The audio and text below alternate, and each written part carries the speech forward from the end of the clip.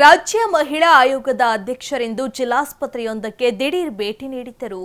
ಆಸ್ಪತ್ರೆ full round ಹಾಕಿದ ಅವರು ರೋಗಿಗಳ ಯೋಗಕ್ಷೇಮ ವಿಚಾರಿಸಿದರಲ್ಲದೆ ಅಲ್ಲಿನ ಅವ್ಯವಸ್ಥೆ ವಿರುದ್ಧ ಕಿಡಿಕಾರಿದರು. ಔಷಧಿ ವಿತರಣೆ ಕೇಂದ್ರಕ್ಕೆ ಸ್ವತಃ ಚೀಟಿ ಹಿಡಿದು ಹೋದ ಅವರಿಗೆ ಶಾಕ್ ಆದಿತು. ಹಾಗಿದ್ದರೆ ರಾಜ್ಯ ಮಹಿಳಾ ಆಯೋಗದ ಅಧ್ಯಕ್ಷರು ಭೇಟಿ ನೀಡಿದ್ದು ಯಾವ ಆಸ್ಪತ್ರೆಗೆ ಅಂತೀರಾ? ಈ ಸ್ಟೋರಿ ನೋಡಿ. ರಾಜ್ಯ ಮಹಿಳಾ ಆಯೋಗದ ಅಧ್ಯಕ್ಷೆ ಡಾಕ್ಟರ್ ನಾಗಲಕ್ಷ್ಮಿ ಚೌಧರಿ ಜಿಲ್ಲಾಸ್ಪತ್ರೆಗೆ ಭೇಟಿ. ದಾವಣಗೆರೆ ಜಿಲ್ಲಾಸ್ಪತ್ರೆಗೆ ದಿಢೀರ್ ಭೇಟಿ ನೀಡಿದ ಡಾಕ್ಟರ್ ನಾಗಲಕ್ಷ್ಮಿ ಚೌಧರಿ. ಆಸ್ಪತ್ರೆ ಅವ್ಯವಸ್ಥೆ ವಿರುದ್ಧ ಆಕ್ರೋಶ ಹೊರಹಾಕಿದ ಮಹಿಳಾ ಆಯೋಗದ ಅಧ್ಯಕ್ಷೆ. ದಾವಣಗೆರೆ ಚಿಗಟೇರಿ ಜಿಲ್ಲಾಸ್ಪತ್ರೆಗಿಂದು ರಾಜ್ಯ ಮಹಿಳಾ ಆಯೋಗದ ಅಧ್ಯಕ್ಷೆ ಡಾಕ್ಟರ್ ನಾಗಲಕ್ಷ್ಮಿ ಚೌಧರಿ ದಿಢೀರ್ ಭೇಟಿ ನೀಡಿ ಪರಿಶೀಲನೆ ನಡೆಸಿದರು. ಆಸ್ಪತ್ರೆಗೆ ಭೇಟಿ ನೀಡಿದ ಅವರು ರೋಗಿಗಳು ಹಾಗೂ ಅವರ ಸಂಬಂಧಿಕರೊಂದಿಗೆ ಸಮಾಲೋಚನೆ ನಡೆಸಿದರಲ್ಲದೆ ಜಿಲ್ಲಾಸ್ಪತ್ರೆ ಅವ್ಯವಸ್ಥೆ ವಿರುದ್ಧ ಆಕ್ರೋಶ ಹೊರಹಾಕಿದರು. ಅಷ್ಟೇ ಅಲ್ಲದೆ ಔಷಧಿ ವಿತರಣಾ ಕೇಂದ್ರಕ್ಕೆ ಚೀಟಿ ಹಿಡಿದು ಹೋದ ಅವರಿಗೆ ಔಷಧಿ ಹೊರಗಡೆ ತರುವಂತೆ ಸಿಬ್ಬಂದಿ ಹೇಳಿದ್ದಾರೆ.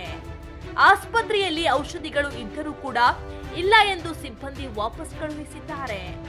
ಜಿಲ್ಲಾಸ್ಪತ್ರೆಯಲ್ಲಿ ಔಷಧಿ ಲಭ್ಯವಿದ್ದರೂ ಔಷಧಿಗಳನ್ನ ಹೊರಗಡೆ ಬರೆದುಕೊಡುತ್ತಿದ್ದು ಸಿಬ್ಬಂದಿಗಳನ್ನ ತರಾಟೆಗೆ ತೆಗೆದುಕೊಂಡ ಅವರು, ಇದೇನ ನೀವು ಬಡ ರೋಗಿಗಳಿಗೆ ಔಷಧಿ ನೀಡೋ ಪದ್ಧತಿ?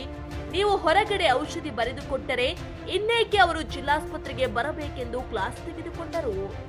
ಜಿಲ್ಲಾಸ್ಪತ್ರೆಯ ಅಧೀಕ್ಷಕರಿಗೆ ಕೂಡಲೇ ಸಮಸ್ಯೆ ಬಗೆಹರಿಸುವಂತೆ ಸೂಚನೆ ನೀಡಿದರು. ಎಲ್ಲ ಕಡೆಯಿಂದ ಇಡೀ ದಾವಣಗೆರೆ ಜಿಲ್ಲೆಯಿಂದ ಪೇಷಂಟ್ಗಳನ್ನ ಇಲ್ಲೇ ರೆಫರ್ ಮಾಡೋದ್ರಿಂದ ತುಂಬ ಪೇಷಂಟ್ಸ್ ಇದ್ದಾರೆ. ಎರಡನೇದು ಭಾಳ ಹಳೆಯ ಬಿಲ್ಡಿಂಗು, ಎಲ್ಲವೂ ಹಳೆಯದು. ಮೂರನೇದು ನಾನು ಬಂದಾಗ ನೋಡಿದ್ದು ಒಂದು ಡ್ರಗ್ಸ್, ಅಲ್ಲಿ ಟ್ಯಾಬ್ಲೆಟ್ಸು ಟ್ರೈನರ್ಸ್ ಇದ್ದಾರೆ. ಸೊ ಹಾಗಾಗಿ ಅವ್ರಿಗೆ ಯಾವ ಟ್ಯಾಬ್ಲೆಟ್ ಕೊಡಬೇಕು ಅಂತಲೂ ಗೊತ್ತಾಗ್ತಾ ಇಲ್ಲ.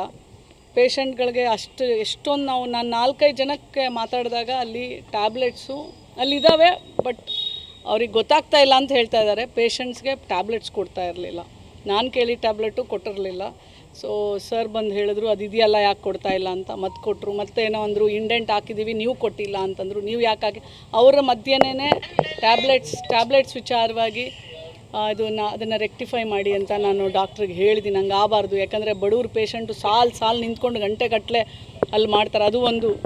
ಆಸ್ಪತ್ರೆ ಫುಲ್ ರೌಂಡ್ಸ್ ಹಾಕಿದ ಅವರು ಬಳಿಕ ಆಸ್ಪತ್ರೆಯ ಹೊರಭಾಗದಲ್ಲಿರುವ ನೀರಿನ ಟ್ಯಾಂಕ್ ಕುಸಿದು ಬೀಳುವ ಹಂತದಲ್ಲಿದ್ದು ಈ ಬಗ್ಗೆ ಸಂಬಂಧಪಟ್ಟವರು ಕ್ರಮ ತೆಗೆದುಕೊಳ್ಳುವಂತೆ ಸೂಚಿಸಿದರು. ಬಳಿಕ ಆಸ್ಪತ್ರೆಗೆ ನೀರು ಪೂರೈಕೆ ಮಾಡುವ ಘಟಕಕ್ಕೆ ಭೇಟಿ ನೀಡಿ ನೀರಿನ ತೊಟ್ಟಿಗಳನ್ನು ವೀಕ್ಷಣೆ ಮಾಡಿದರು. ಬಳಿಕ ನೀರಿನ ಗುಣಮಟ್ಟ ಪರೀಕ್ಷೆ ಮಾಡಿಸಲು ನೀರನ್ನ ತೆಗೆದುಕೊಳ್ಳುವಂತೆ ಸಿಬ್ಬಂದಿಗಳಿಗೆ ಸೂಚಿಸಿದರು. ಅಷ್ಟೇ ಅಲ್ಲದೆ ಟ್ಯಾಂಕ್ ಸ್ವಚ್ಛ ಇಲ್ಲದೆ ಇರುವ ಬಗ್ಗೆ ಅಸಮಾಧಾನ ಹೊರಹಾಕಿದರು. ಬಳಿಕ ಅಡುಗೆ ಮನೆಗೆ ಭೇಟಿ ನೀಡಿ ರೋಗಿಗಳಿಗೆ ಪೂರೈಸುವ ಆಹಾರದ ಗುಣಮಟ್ಟ ಪರಿಶೀಲನೆ ನಡೆಸಿದರು. ಫೀಮೇಲ್ ವಾರ್ಡ್ಗೆ ಹೋಗಿದ್ದೆ, ಫೀಮೇಲ್ ಪೇಷಂಟ್ಸ್ ಜೊತೆ ಮಾತಾಡಿದೆ. 3-4 ಜನ ಪೇಷಂಟ್ಸ್ ಜೊತೆ ಮಾತಾಡಿದ್ದೀನಿ. ಅವರೆಲ್ಲರೂ ಸ್ಯಾಟಿಸ್ಫ್ಯಾಕ್ಟ್ರಿ ರಿಮಾರ್ಕ್ಸೇ ಕೊಟ್ಟಿದ್ದಾರೆ. ಇಲ್ಲ, ಚೆನ್ನಾಗಿ ನೋಡ್ತಾರೆ ಡಾಕ್ಟ್ರು, ಒಂದು ಯಾರೇ ಬಂದರೂ ಸ್ಪಂದಿಸ್ತಾರೆ ಅನ್ನೋ ರೀತಿಯಲ್ಲೇ ಎಲ್ಲರೂ ಹೇಳಿದ್ದು. ಊಟ ಹೆಂಗೆ ಕೊಡ್ತಾರೆ, ಊಟದ ಕಿಚನ್ ಚೆಕ್ ಮಾಡಿದೆ. ಭಾಳ ಹಳೇ ಕಿಚನ್ನು, ಎಲ್ಲ ಕಿತ್ತೋಗಿದ್ದಾವೆ ಟೈಲ್ಸ್ಗಳು, ಎಲ್ಲ ಕ್ಲೀನ್ ಮಾಡಿದ್ದಾರೆ. ಕ್ಲೀನಾಗಂತೂ ಇಟ್ಕೊಂಡಿದ್ದಾರೆ. ಬಟ್ ಏನಂತಂದರೆ ಬಟ್ ದುಡ್ಡಿದೆ ಮತ್ತು ವಾಟ್ರ್ ಫಿಲ್ಟರ್ಸ್ ನಾನು ನೋಡಿದೆ, ಎಲ್ಲ ಕ್ಲೆನ್ಲಿನೆಸ್ ಇಲ್ಲ, ಮೇಂಟೆನೆನ್ಸ್ ಇಲ್ಲ. ಅದನ್ನೆಲ್ಲ ಮಾಡಿಸ್ತೀನಿ ಅಂತ ಹೇಳಿದ್ದಾರೆ. ಎಷ್ಟೊಂದು ಕಡೆ ಕಿಟಕಿಗಳಿಲ್ಲ, ಇಲ್ಲಿಂದನೇ ಕಾಣುತ್ತಲ್ಲ, ಗ್ಲಾಸ್ಗಳಿಲ್ಲ. ಅವನ್ನೆಲ್ಲ ರಿಪೇರಿ ವರ್ಕ್ಗೆ ಎಲ್ಲ ಫಂಡ್ಸ್ ಇರುತ್ತೆ, ಬಟ್ ಮಾಡಬೇಕು. I don't know why they are not doing, ಗೊತ್ತಿಲ್ಲ ನನಗೆ.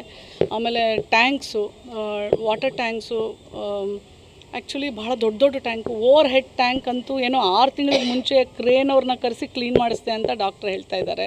ಬಟ್ ನಾನು ಅದನ್ನು ಇದು ಕೊಡಿ ಅಂತ ಹೇಳಿದ್ದೇನೆ. ನೀವು ಕೊಟ್ಟಿರೋದು ಪ್ರತಿಯೊಂದು ಇರುತ್ತಲ್ಲ, ಪ್ರೂಫ್ ಇರುತ್ತಲ್ಲ, ಅದನ್ನು ಕೊಡಬೇಕಂದ್ರೆ ಓವರ್ ಹೆಡ್ ಟ್ಯಾಂಕ್ ನೀವು ಕ್ಲೀನ್ ಮಾಡಲಿಲ್ಲ ಅಂದರೆ ಇಟ್ಸ್ ವೆರಿ ಡಿಫಿಕಲ್ಟ್. ಅದನ್ನು ಹೆಂಗೆ ಕ್ಲೀನ್ ಮಾಡ್ತಾರೆ ನನಗೆ ಗೊತ್ತಿಲ್ಲ, ಐ ಡೋಂಟ್ ನೋ. ಒಟ್ಟಿನಲ್ಲಿ ಜಿಲ್ಲಾಸ್ಪತ್ರೆಗೆ ಭೇಟಿ ನೀಡಿದ ರಾಜ್ಯ ಮಹಿಳಾ ಆಯೋಗದ ಅಧ್ಯಕ್ಷರು